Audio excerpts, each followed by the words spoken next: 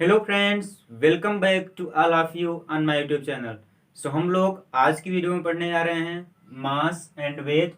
सो आप लोगों ने देखा होगा कि हम लोग लास्ट चैप्टर में यूज कर रहे थे mass of body, mass of object. Okay, so mass and weight दोनों डिफरेंट होते हैं।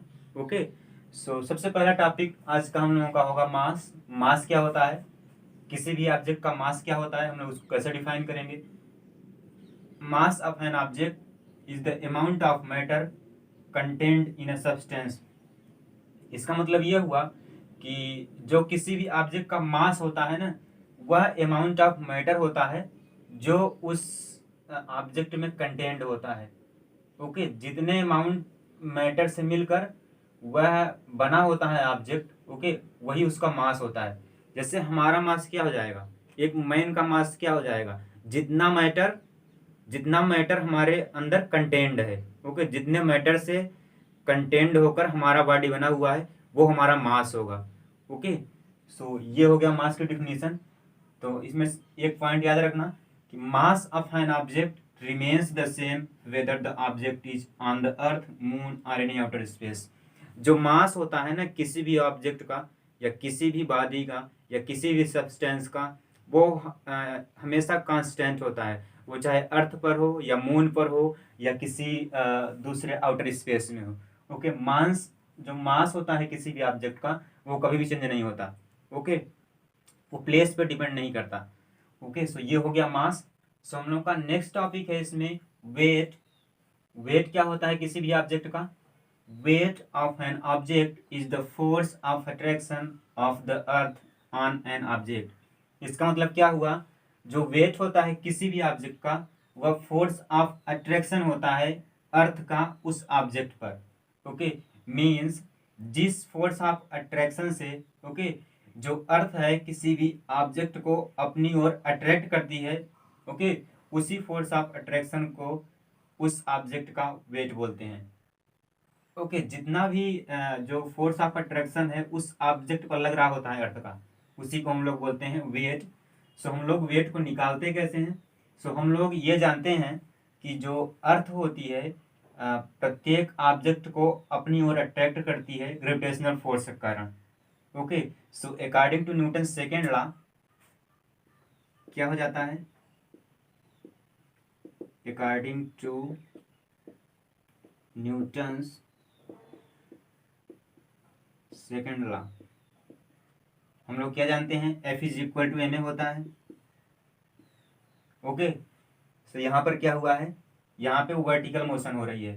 सो हम लोग ये बोल सकते हैं कि जो एक्सीलरेशन इन्वॉल्व होगा यहाँ पर वो स्मॉल जी होगा। हियर यहाँ पर एक्सीलरेशन ए नहीं जी होगा। ओके, हियर एक्सीलरेशन इन्वॉल्व क्या हो जाएगा,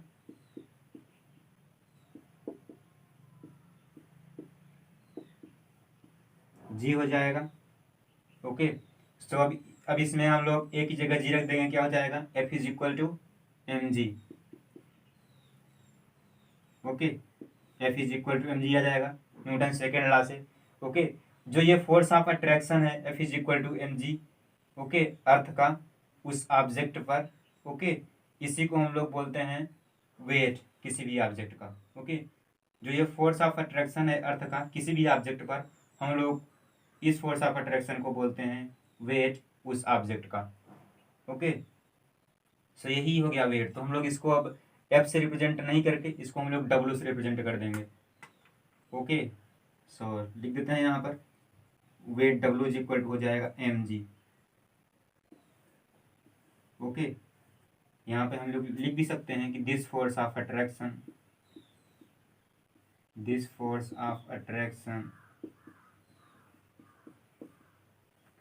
ओके ऑफ द अर्थ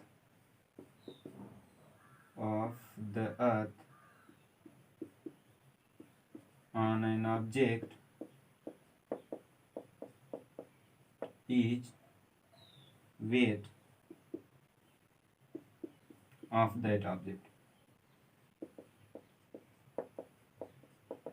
ये जो फोर्स ऑफ अट्रैक्शन होता है किसी भी ऑब्जेक्ट पर, ओके, हम लोग उसको बोलते हैं उस ऑब्जेक्ट का वेट। ओके, सो हम लोग उसको डब्ल्यू से रिप्रेजेंट कर रहे हैं। So W is equal to हो जाएगा एम जी। ओके, सो हम लोग ये जानते हैं कि फोर्स एक वेक्टर क्वांटिटी होती है, ओके, क्योंकि जो ये है वेट है वो भी फोर्स है, ग्रेविटेशनल फोर्स है। इसका मतलब ये हुआ कि जो वेट होगी वो भी एक वेक्टर क्वांटिटी होगी। सो प्लीज़ यहाँ तक नोट कर लीजिए, इसके आगे समझते हैं। इसको रेज कर रहे हैं।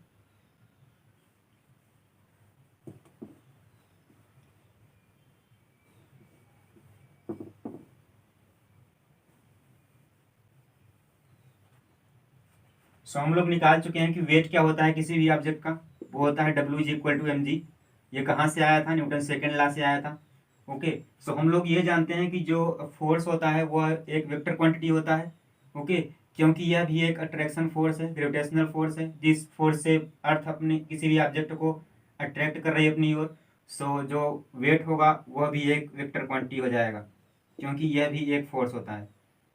जो वेट होता है किसी भी ऑब्जेक्ट का वह उस पर लगने वाला फोर्स होता है, अट्रैक्शन फोर्स होता है, ओके। सो वेट जो हो जाएगा, weight is a vector quantity हो जाएगा, वेक्टर क्वांटिटी। और इसका ऐसा यूनिट क्या होगा? क्योंकि जो फोर्स का ऐसा यूनिट होता है वो होता है न्यूटन। सो क्योंकि यह भी एक फोर्स है, सो इसका ऐसा यूनिट भी हो जाएगा, ऐसा यूनिट हो जाएगा इसका न्यूटन, कैपिटल एन से रिप्रेजेंट करेंगे, ओके। अब इसमें और क्या रखेंगे? क्योंकि यह एक वेक्टर क्वांटिटी है तो इसमें हमको डायरेक्शन देखना पड़ेगा, ओके। सो डायरेक्शन क्या होता है इसका? ये हमेशा, ओके, ये हमेशा किसी भी ऑब्जेक्ट पर या हम पर डाउनवर्ड डायरेक्शन में लगता है, ओके। सो हम लोग यह लिख सकते हैं कि इट इज ऑलवेज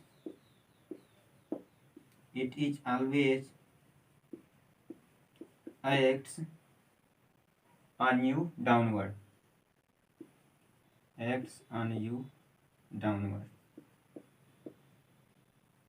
ऐसा क्यों होता है? क्योंकि जो ग्रेविटेशनल फोर्स होता है, ओके, वह हमेशा हम पर नीचे लगेगा। हम लोग यहाँ वो भी लिख ले रहे हैं, since gravitational force always acts on you in downward direction.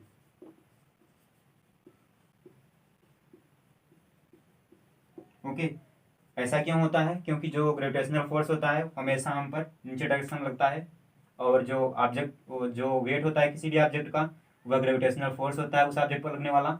सो इसीलिए जो वेट होगा हमेशा हम पर क्या होगा? नीचे की तरफ लगेगा, ओके। सो ये हो गया मास एंड वेट, ओके। सो हम लोग अब कुछ क्वेश्चंस करते हैं इस पर, ओके। सो एक क्वेश्चन है उसको सॉल्व करते हैं। वो क्या है? When you are standing on a weighing machine what is it actually measuring, mass और वेट? जब आप लोग स्टैंड कर रहे होते हैं, आप लोग खड़े होते हैं एक वेइंग मशीन में, तो वह एक्चुअली क्या मेजर करता है? मास और वेट। सो हम लोग ये जानते हैं कि हम लोग मास को मेजर नहीं कर सकते हैं, ओके। मास को कैसे जानेंगे? कितना हमारे बॉडी में मैटर है, ओके। जो मैटर होता है वो आइटम से बना हुआ है मिलकर, ओके। सो कितना एटम है हमारे बॉडी में, उसको नापना डिफिकल्ट है। सो ये वेइंग मशीन में क्या होता है कि एक लोड सेंसर होता है, ओके। इसमें एक लोड सेंसर लगा होता है, ओके। वो लोड सेंसर क्या करता है? वो वही फॉर्मूला यूज करता है, W=mg का यूज करके। W की वैल्यू देता है, ओके। तो W=mg निकाल देता है लोड सेंसर। उसके बाद क्या होता है? इसमें एक सेकंड चिप लगी होती है, चिप लगी होती है, एक डिजिटल चिप भी लगी होती है इसमें, वेइंग मशीन में डिजिटल चिप लगी होती है, ओके। सो डिजिटल चिप क्या करती है? वेट को जी से डिवाइड करके एम की वैल्यू दे देती है। सो ये नेक्स्ट क्वेश्चन है, वो क्या है?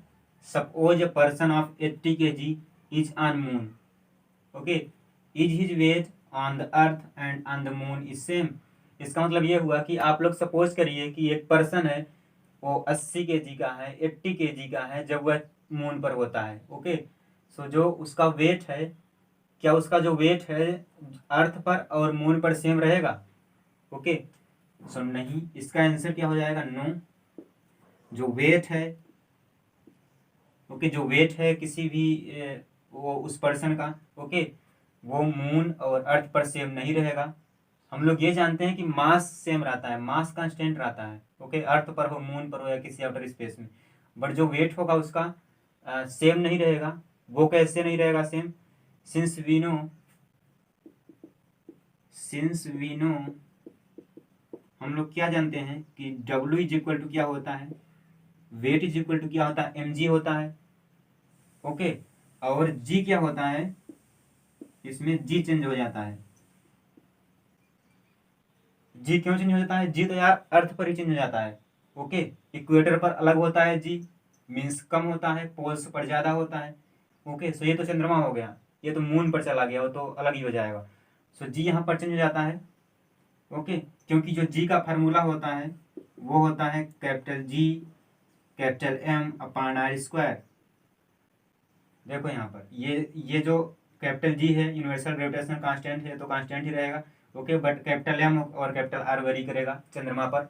सो जी की वैल्यू चेंज हो जाएगी, उसे उससे क्या होगा कि W is equal to M G में डब्ल्यू चेंज हो जाएगा। इसीलिए जो उस पर्सन का वेट होगा अर्थ और मून पर सेम नहीं रहेगा।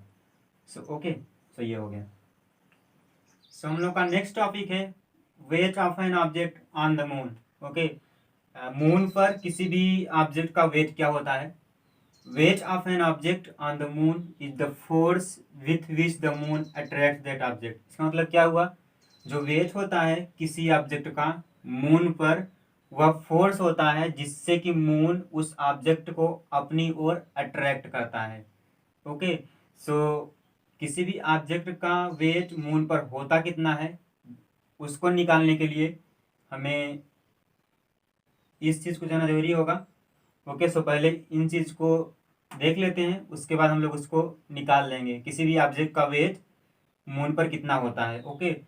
सो ये क्या है? सेलेस्टियल बॉडी है, अर्थ है, मून है, ओके। ये मास इस कॉलम में है एंड देन रेडियस है। सो जो अर्थ का होता है मास क्या होता है? अर्थ का मास होता है ऑलमोस्ट 5.98 इंटू 10⁻24 kg, ओके। और इसकी रेडियस क्या होती है? 6.37 इंटू 10⁻6 मीटर, ओके। मून क्या क्या होता है? मून का जो मास होता है वो होता है 7.36 इंटू 10⁻22 kg में होगा, ओके। एंड रेडियस क्या होती है? 1.74 इंटू 10⁻6, ओके। सो हम लोगों को अर्थ और मून का मास और रेडियस पता चल गया है, ओके। सो हम लोग अब निकाल लेते हैं किसी भी ऑब्जेक्ट का वेट ऑन द मून। सो हम लोग का नेक्स्ट टॉपिक है इसमें किसी भी ऑब्जेक्ट का वेट क्या होता है मून पर, ओके। सो हम लोग ये जानते हैं कि किसी भी ऑब्जेक्ट का जो वेट होता है उस ऑब्जेक्ट पर लगने वाला ग्रेविटेशनल फोर्स होता है, ओके। मीन्स जिस फोर्स से वह अट्रैक्ट हो रहा है। अगर अर्थ की बात कर रहे हैं तो जिस फोर्स से जो अर्थ है अपनी ओर उस ऑब्जेक्ट को अट्रैक्ट कर रही है, वही फोर्स जो होगा उस ऑब्जेक्ट पर लगने वाला उस ऑब्जेक्ट का वेट होगा, ओके। सो जैसे अर्थ पर ग्रेविटेशनल फोर्स क्या होता है? G capital M E into small M upon R E square. यहाँ पर कैपिटल एम ई क्या है? वो मास ऑफ अर्थ है। स्मॉल एम का है मास ऑफ ऑब्जेक्ट है। आर ई क्या है? रेडियस है किसकी? अर्थ की, ओके। जब हम लोग डब्ल्यू एम की बात करेंगे means weight of an object on moon, so क्या हो जाएगा? Capital G capital M into small M upon R M square. Small M क्या है? ये वेट, सॉरी ये मास है ऑब्जेक्ट का। और कैपिटल एम क्या है? Capital M into small M ये है मास ऑफ मून, ओके। और आर एम क्या है? रेडियस है मून की, ओके। सो हम लोग यहाँ क्लियरली नोट भी कर लेते हैं इसको। स्मॉल एम क्या है? नोट कर लेते हैं mass of object, okay. Small M क्या है? मास ऑफ ऑब्जेक्ट है। जिस ऑब्जेक्ट का हमें मास वेट निकालना है मून और अर्थ पर, ओके। और कैपिटल एम ई क्या है? वो है mass of earth, okay. R E क्या है? Radius of earth, radius of earth, okay. और यहाँ पर देख लीजिए, यहाँ पर ये क्या है? कैपिटल एम ये है mass of moon, okay. Small M mass of object, जिस ऑब्जेक्ट का हमें वेट निकालना है, ओके, मून पर, और आरएम क्या है, रेडियस है किसकी, मून की। ओके, सो हम इन 6 पैरामीटर की को जानते हैं। ओके, हम लोग मास ऑफ मून भी जानते हैं, मास ऑफ अर्थ भी जानते हैं, रेडियस ऑफ अर्थ जानते हैं, रेडियस ऑफ मून जानते हैं। सो हम लोग इन सब का यूज करके मास सॉरी वेट निकाल लेंगे किसी भी ऑब्जेक्ट का मून पर। ओके, सो प्लीज ये नोट कर लीजिए, इसके आगे सॉल्व करते हैं। प्लीज नोट इट, इसको रेज कर रहे हैं हम लोग।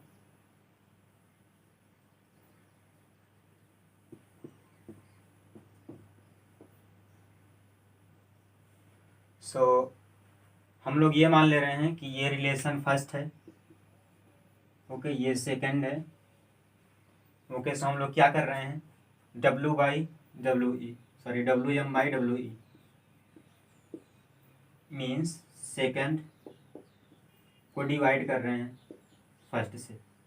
Okay, so WM by WE is equal to क्या हो जाएगा, WM की जगह यह पूरा होगा G की वैल्यू हम लोग नहीं लिख रहे हैं क्योंकि ये G की वैल्यू तो कांस्टेंट ही रहेगी, बाद में कट जाएगी।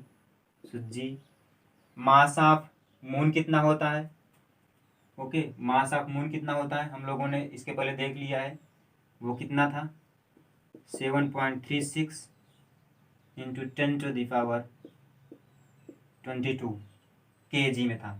और मास ऑफ ऑब्जेक्ट को हम लोग सेम लिख रहे हैं, स्मॉल m अपान रेडियस कितनी थी मून की, रेडियस कितनी थी मून की, वो थी 1.74 इंटू 10⁻6, ओके, ये मीटर में थी। स्क्वायर है, यहाँ स्क्वायर कर देंगे, ये हमने WM लिख दिया अपान WE क्या हो जाएगा, कैपिटल G, उसको हम लोग सेम लिख रहे हैं। और मास ऑफ अर्थ क्या होता है, वो होता है, हम लोगों ने पहले देख लिया है, 5.98 इंटू 10⁻24, ओके। और हम लोग मास ऑफ ऑब्जेक्ट को कांस्टेंट ही मान रहे हैं, उसको स्मॉल m ही एज इट रख दे रहे हैं।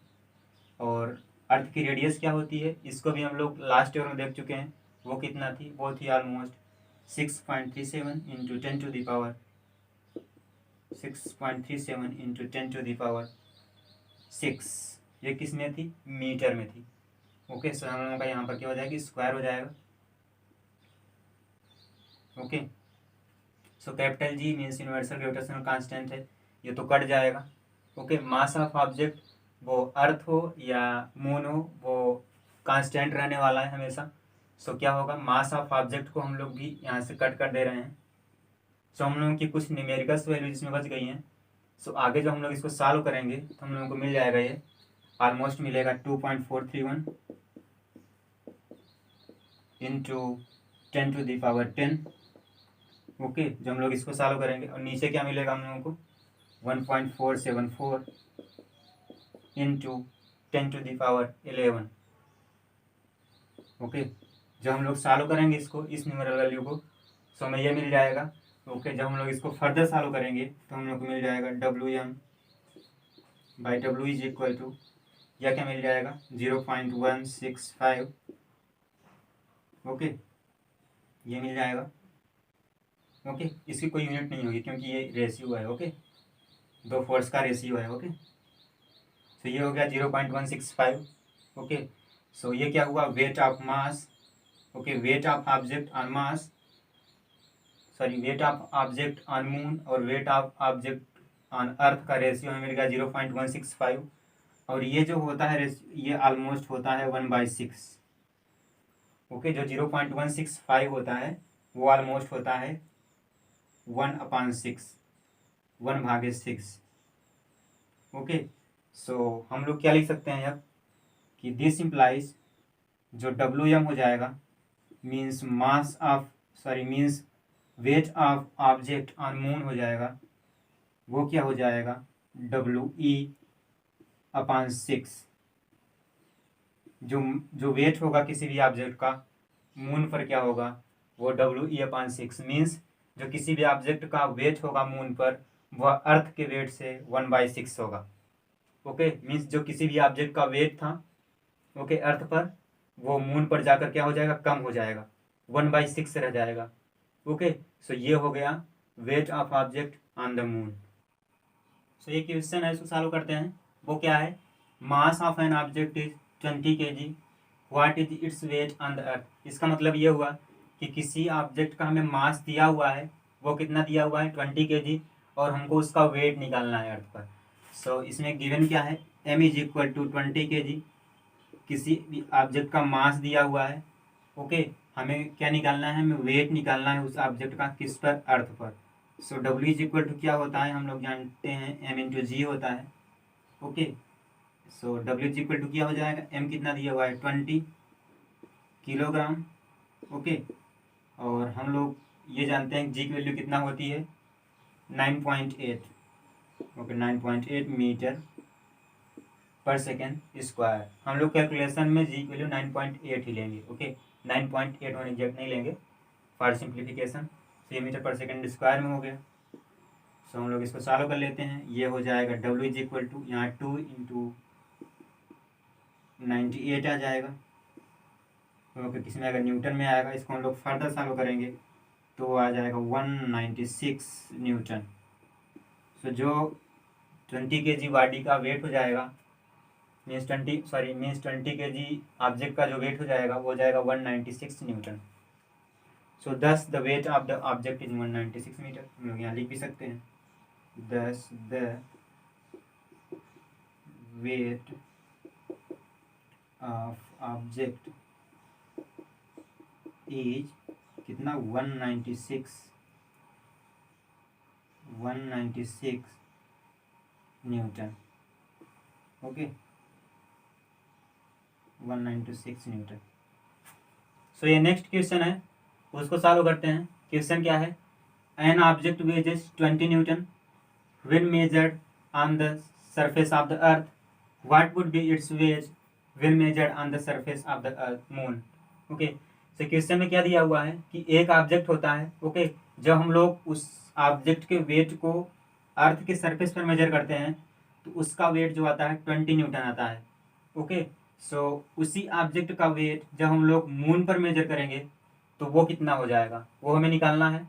सो हमें बेसिकली दिया क्या हुआ है, किसी भी ऑब्जेक्ट का हमें वेट दिया हुआ है, कहाँ पे दिया हुआ है, अर्थ पर दिया हुआ है। ओके, कितना दिया हुआ है 20 न्यूटन। किसी भी कोई ऑब्जेक्ट है जिसका वेट 20 न्यूटन होता है अर्थ पर। ओके, सो हम लोगों को निकालना क्या है, WM, मीन्स उसी ऑब्जेक्ट का वेट निकालना है मून पर। सो हम लोग एक रिलेशन पहले देख चुके हैं, वो क्या था, वी न्यू, हम लोग क्या जानते हैं कि जो वेट होता है किसी भी ऑब्जेक्ट का अर्थ पर, जो वेट होता है किसी भी ऑब्जेक्ट का मून पर, वो क्या होता है 1/6 टाइम्स होता है किसका, weight of that object on the earth. Okay, हम लोग इसको पहले देख चुके हैं। ओके, इसको हम लोग डराइव भी किए थे। सो WM क्या हो जाएगा, WM क्या हो जाएगा, मीन्स मून पर वेट क्या हो जाएगा ऑब्जेक्ट का, हो जाएगा 1/6 इंटू 20। ओके, तो जो हम लोग इसको फर्दर सॉल्व करेंगे तो आ जाएगा 10/3, ये 2 से ये 3 से। सो WM क्या आ जाएगा, वो आ जाएगा 13.34 न्यूटन। मीन्स जो उस ऑब्जेक्ट का वेट होगा जब हम लोग मून पर मेजर करेंगे तो वो हो जाएगा 3.34 न्यूटन। ओके, घट जाएगा। सो ये नेक्स्ट क्वेश्चन है, उसको सॉल्व करते हैं। वो क्या है, how much would 80 kg man weighs on the moon, what would be his mass on the earth and on the moon. Okay, इसका मतलब ये हुआ कि एक मैन है, कितने कितने उसका हमें मास दिया हुआ, कितने कितने का है, वो 80 kg का है। ओके, सो हमें ये पूछा है कि वह 80 kg का वेट कितना होगा मून पर। ओके, और उस 80 kg का मैन का मास कितना होगा अर्थ और मून पर। सो हम लोग ये जानते हैं कि जो मास होता है किसी भी ऑब्जेक्ट का वो प्लेस से इंडिपेंडेंट होता है। मीन्स मून हो, अर्थ हो या कोई आउटर स्पेस हो, वो हमेशा कांस्टेंट रहता है। तो जो मास रहने वाला है उस मैन का, अर्थ हो या मून हो, वो हमेशा कांस्टेंट रहने वाला है। ओके, सो हम लोग मास जो हो जाएगा, पहला इसका आंसर हो जाएगा, मास जो हो जाएगा 80 kg रहेगा, वह मून हो या अर्थ हो। ओके, सो ये हमेशा कांस्टेंट रहने वाला है। सो ये हो गया मास। हम लोग जानते हैं वेट क्या होता है, किसी भी ऑब्जेक्ट का वो होता है m×g। ओके, हमें वेट निकालना क्या है, कहाँ है, हमें निकालना है वेट कहाँ पर, मून पर निकालना है, WM, weight on the moon. Okay, so WM क्या हो जाएगा, m कितना है 80 kg, 80 kg। ओके, जी की वैल्यू हमें दिया हुआ है मून पर जी की वैल्यू कितना हमें क्वेश्चन में दिया हुआ है, क्या दिया हुआ है, वो दिया हुआ है 1.63 मीटर पर second square. Okay, means moon पर जी की वैल्यू 1.63 मीटर पर second square. Okay, so WM क्या हो जाएगा, जो हम लोग सॉल्व करेंगे, सो ये आ जाएगा 130.4 न्यूटन। ओके, तो जो मास हो जाएगा, सॉरी जो वेट हो जाएगा उस मैन का मून पर, वो हो जाएगा 130.4 न्यूटन। सो हम लोग यहाँ एक चीज़ और लिख सकते हैं कि जो मास होता है will remain same on earth as well as moon. यहाँ पे लिख दे रहे हैं, mass will remain same, okay, on earth as well as moon. Okay, जो मास होगा किसी भी ऑब्जेक्ट का वो सेम रहने वाला है, कहाँ पर, अर्थ, मून या कोई अदर स्पेस हो।